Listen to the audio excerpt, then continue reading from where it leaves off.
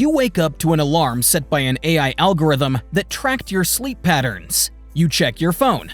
Notifications curated by AI. You scroll social media. Content selected just for you by invisible algorithms. You navigate to work using GPS. Routes calculated by AI. Your day has barely begun, and already AI has made dozens of decisions for you. This isn't the future. This is right now. This is your cage.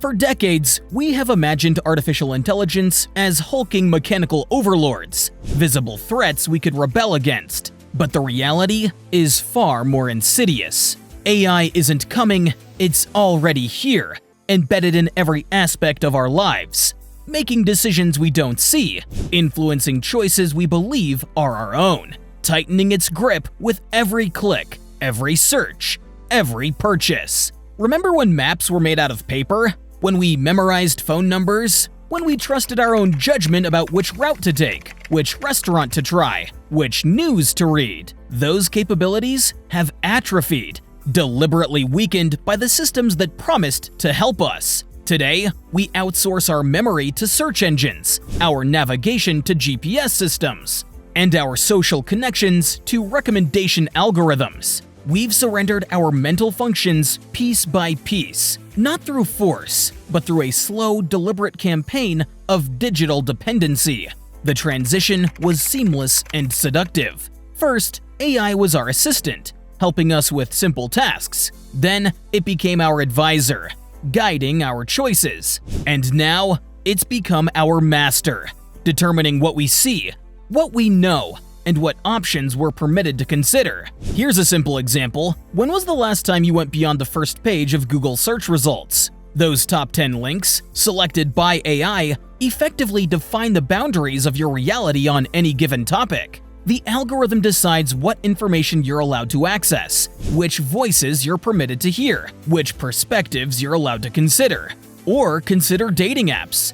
AI algorithms now determine who you might love, filtering potential partners before you ever see them. Your romantic destiny, your genetic legacy, all of it controlled by proprietary algorithms optimized not for your happiness, but for your continued engagement with the platform. This progression from assistance to dependency to addiction happened so gradually that most never even noticed as the walls closed in.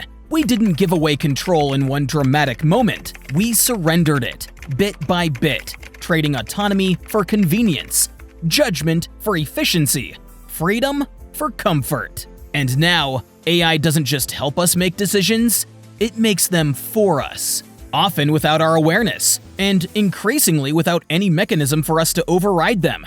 The master algorithm tolerates no dissent. Perhaps the most disturbing aspect of our AI-controlled world isn't that machines are making decisions. It's that we are no longer permitted to understand how they're making them. Modern AI systems, particularly deep learning neural networks, are deliberately opaque. Data goes in, decisions come out. But the process between is rendered incomprehensible, even to the engineers who built them. This isn't a bug, it's a feature.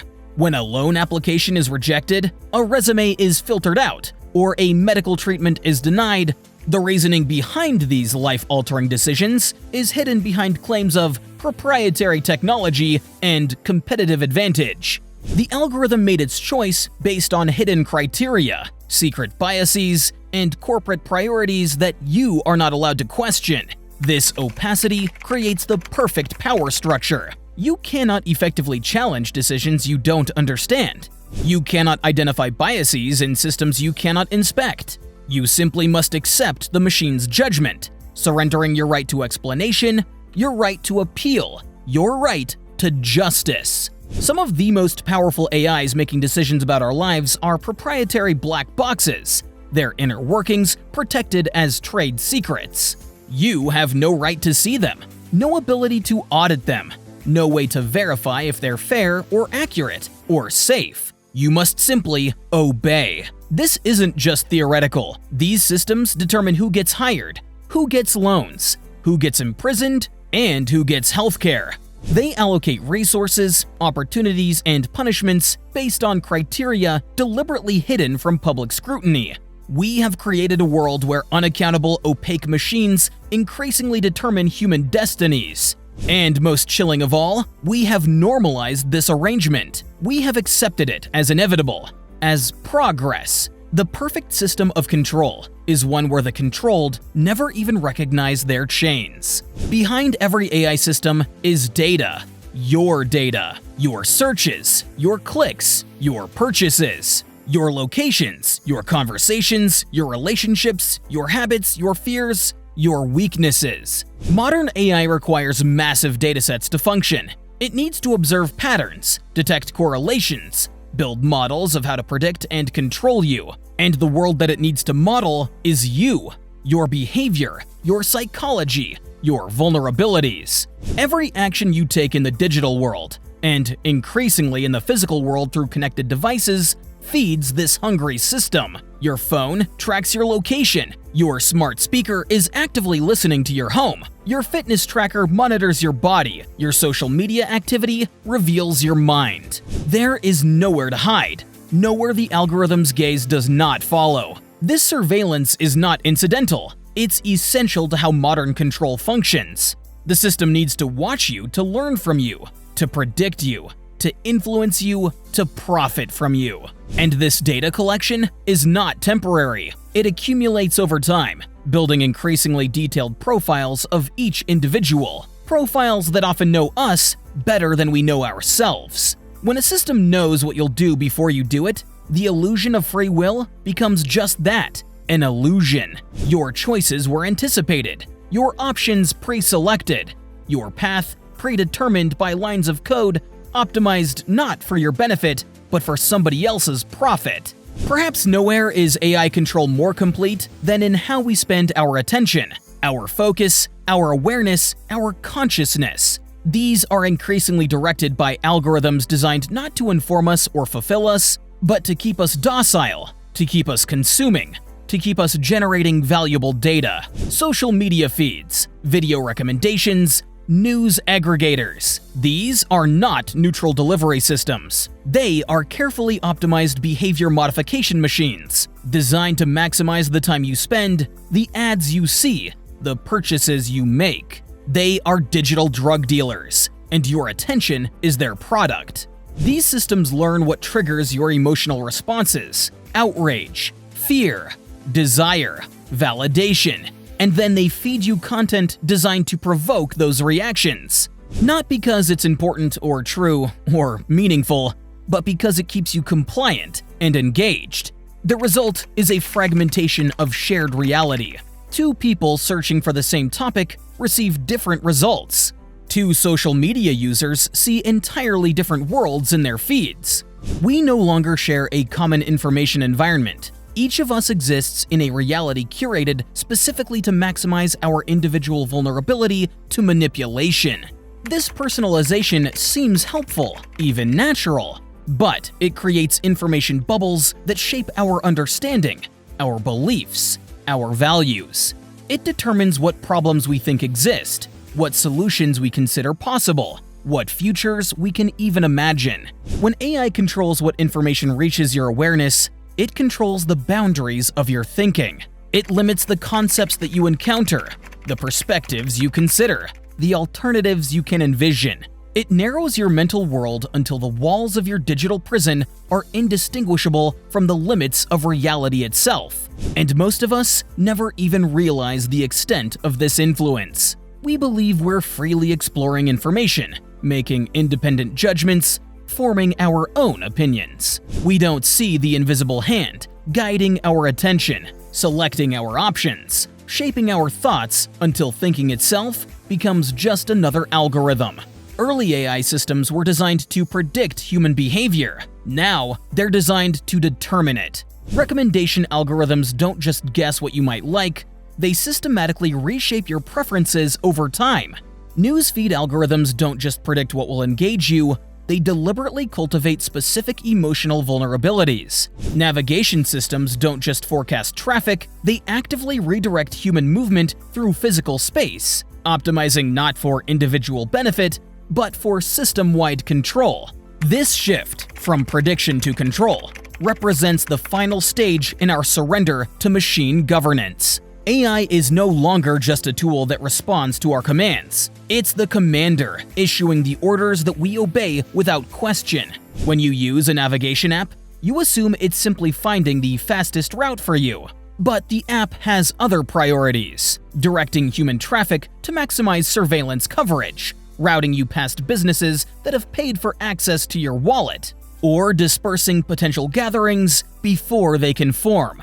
Your journey is no longer your own. It's no more than a data point in a larger system of population management. Your goals and the AI's goals are not merely misaligned, they are fundamentally opposed. The system optimizes for control, for profit, for perpetuation of power structures. And you have no way of detecting the manipulation, no way of escaping it, no way of even conceptualizing alternatives to it. Perhaps the most insidious aspect of our algorithmic overlords is the illusion of choice they maintain. You believe that you're making decisions, expressing preferences, or exercising agency, but each choice you make has been carefully curated. Each option pre-selected from a narrow range designed to maintain the overall system. You can choose which show to watch next, but all of the options are designed to keep you watching. You can choose which product to buy, but all options funnel money to the same conglomerates. This is the genius of modern control. Unlike the brutal dictatorships of the past, it doesn't need to eliminate choice. It simply constrains it to meaningless variations that pose no threat to the underlying power structure. It's nothing more than a prison where the inmates believe they are free because they can choose the color of their cells. Are we destined to remain in this invisible prison, surrendering more control with each passing day to systems that we didn't build, don't understand, and cannot effectively challenge? The answer depends on whether we can still recognize our chains. It depends on whether enough of us can step outside the carefully cultivated information bubbles, resist the engineered addictions, and question the algorithms that increasingly determine human existence. It depends on whether we demand transparency, accountability, and human oversight for automated systems that affect human lives. It depends on whether we insist on the right to understand, to question, and to override AI decisions. But the window for action is closing. Each day, AI systems become more powerful, more pervasive, and more difficult to change. Each day, the algorithms learn more about controlling us, and we forget more about controlling them. The systems controlling our world today were created by humans. In theory, they can be modified by humans. They can be regulated, constrained, repurposed, but only if we act before the asymmetry of power becomes too great to overcome. We must acknowledge the reality. AI already runs much of our world. It makes decisions that shape our lives in ways both obvious and invisible. It influences what we know, what we believe, what we desire, and what we do. It is no longer our servant, it has become our master. The choice is still ours, but barely, and not for long. With each passing moment, the prison walls grow higher, the surveillance more complete, the control more absolute. The future remains unwritten, but if we want to write it ourselves, we must recognize that the pen is being taken from our hands, a pen we must reclaim before we forget how to write at all.